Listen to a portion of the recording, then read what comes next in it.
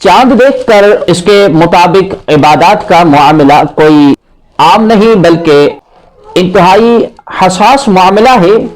رؤیت ہلال کے ساتھ 20 کروڑ عوام کی شرعی عبادات وابستہ ہیں۔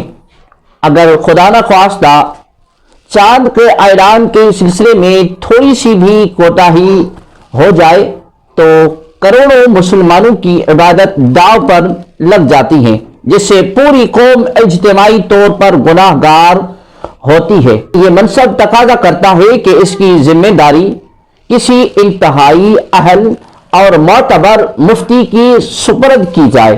مفتی اعظم پاکستان علامہ مفتی منیب الرحمان پاکستان ایک ایسی معتبر اور معتمد متقی بین الاقوامی شخصیت ہے جنہیں ساری قوم کا زبردست اعتماد حاصل ہے۔ وہ 19 سال سے رؤیت ہلال کی ذمہ داری کو خوش اسلوبی سے نبھاتے چلے آ رہے تھے۔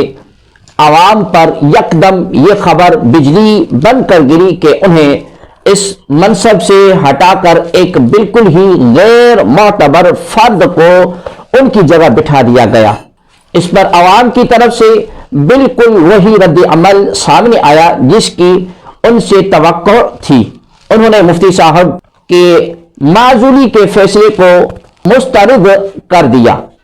اگر مفتی صاحب کی جگہ کوئی ان کے برابر درجے کا اہل بندہ سامنے لایا جاتا تو پھر بھی یہ کسی حد تک قابل برداشت تھا، لیکن یہاں تو ہیرو کی جگہ زیرو بٹھا دیا گیا۔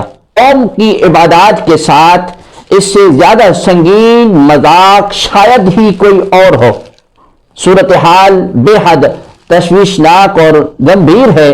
ضرورت اس امر کی ہے کہ یا تو مفتی اعظم پاکستان جناب مفتی منیب الرحمان صاحب کو معذرت کر کے دوبارہ واپس لایا جائے، یا پھر ان کو برطرف کرنے کی اصولی وجوہات سامنے لا کر کسی اہل اور معتبر شخصیت کو ان کی جگہ تعینات کیا جائے۔ اللہ تبارک و تعالی سے دعا گو ہے اللہ تبارک و تعالی مسلمانوں کا حامی اور ناصر ہو، خصوصاً بالخصوص افواج پاکستان، عوام پاکستان اور پاکستان کا حامی اور ناصر ہو، اور اللہ تبارک و تعالی پاکستان کی حفاظت فرمائے، افواج پاکستان کی حفاظت فرمائے، عوام پاکستان کی حفاظت فرمائے اور مسلمانوں کی حفاظت فرمائے۔